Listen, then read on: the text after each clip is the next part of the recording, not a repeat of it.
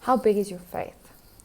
Sometimes faith takes a small leap. Sometimes faith takes a giant move across countries, across oceans, and into the unknown, knowing that God who created you is enough.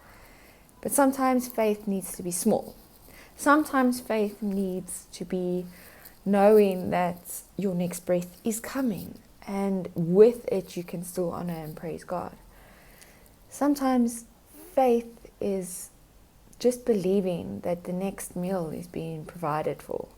I remember when we were younger, growing up in the ministry, there's not always money, contrary to what people might think. And for a long time, my brother and I didn't have sweets. But we always had people in our house. We always had people sleeping over and having to go out and entertain them, in the sense of taking them to different churches. And this one time we had missionaries, a young guy from America, a young guy according to my parents.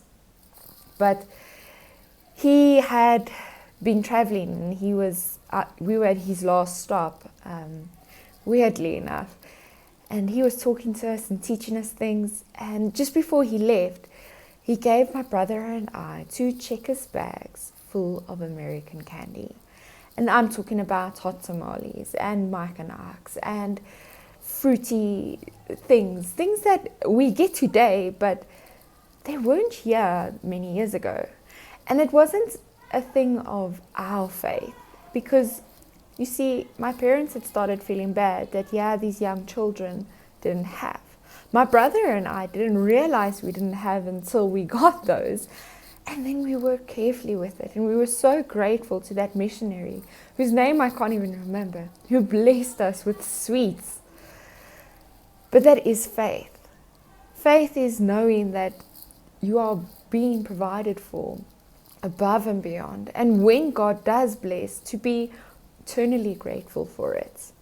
Today I want to read to you from Mark 5. And here Jesus has been working and doing many miracles, and it's just before he goes to Nazareth to be rejected. And I read from 25. It says, "Now a certain woman had a flow of blood for 12 years and had suffered many things from many physicians. She had spent all that she had and was no better, but rather grew worse. When she had heard about Jesus, she came behind him in the crowd and touched his garment. For she said, 'If only I may touch his clothes, I shall be made well.'" See, here's a woman who went to all the knowledgeable people, who went to the doctors, who went and sought answers and still wasn't healed.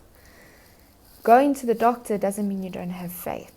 It means you have faith in God, who's given those people the ability to learn and to know and to do. And doctors failed. But she knew that her Creator, whom she just heard about, was enough. You see, many times Christians who have walked in faith for many, many years start having doubts. They don't take the small things to God. They don't ask God to help them find a pen anymore, because they are mature, they're eating meat, and they need to move on from milk. But Jesus asks us to have faith in the little things as well. If we don't have faith in the little things, how can he entrust us with the big things?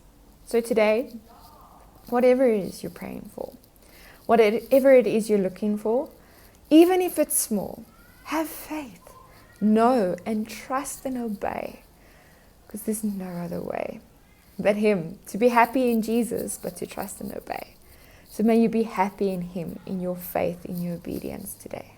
Have a blessed day.